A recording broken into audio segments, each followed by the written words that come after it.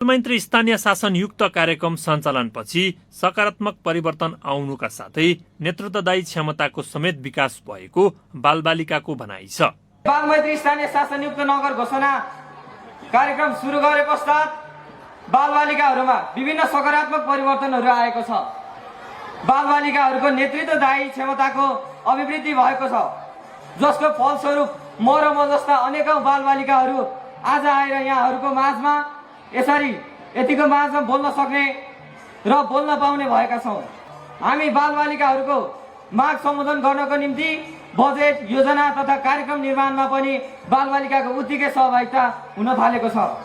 हाम्रो नगरले लगातार 3 वर्षदेखि योजना तर्जुमा कार्यक्रम गर्नु अघि बाल भेला गरी योजना तर्जुमा कार्यक्रम सुरु गर्ने गरेको छ।